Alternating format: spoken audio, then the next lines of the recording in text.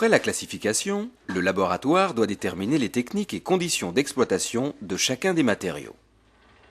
Sur le chantier, les performances d'un matériau varient essentiellement en fonction de sa teneur en eau. Les conditions météo modifient l'état des matériaux en faisant varier cette teneur en eau. Le GTR distingue 5 états d'humidité. TS très sec, S sec, M moyen, H humide, TH très humide. La mesure de teneur en eau permet de classer le matériau parmi ces 5 états. Un terrain très humide ne permet pas la traficabilité et donc le transport des matériaux. L'essai IPI mesure la portance du matériau.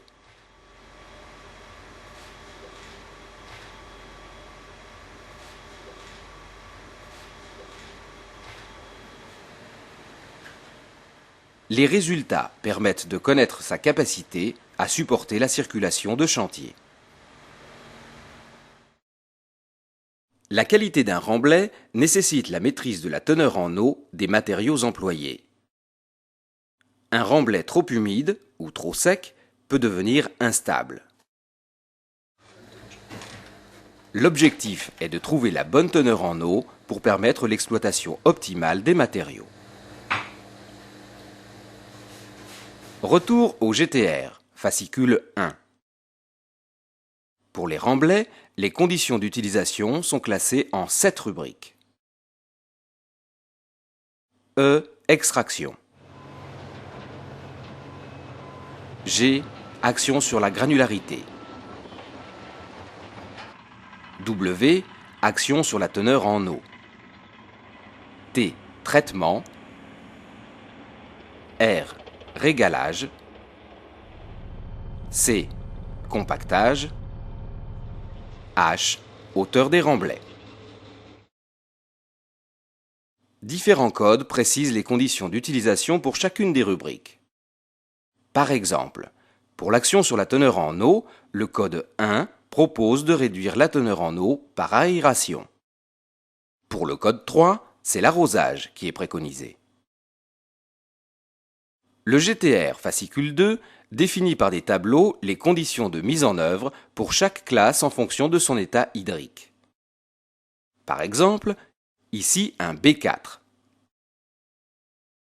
L'indice M indique son état hydrique moyen.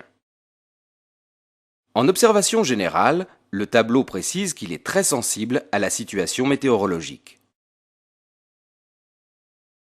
Dans une situation météorologique correspondant à une pluie faible, 3 conditions d'utilisation sont à respecter. E. Extraction frontale, code E2. C. Compactage moyen, code C2. H. Remblai de hauteur moyenne, inférieur ou égal à 10 mètres, code H2. Au-dessus du remblai, la couche de forme doit permettre d'assurer la protection du remblai contre les intempéries, d'assurer la circulation d'engins routiers sur le chantier en améliorant la portance, de satisfaire les exigences de nivellement, d'assurer le rôle d'enclume pour compacter les couches de chaussée. Pour la couche de forme, les conditions d'utilisation sont classées en 4 rubriques. G. Action sur la granularité. W. Action sur la teneur en eau. T. Traitement. S. Protection superficielle. Différents codes précisent les conditions d'utilisation pour chacune des rubriques. Par exemple, pour le traitement, le code E3 préconise un traitement mixte, chaud, plus l'ion hydraulique.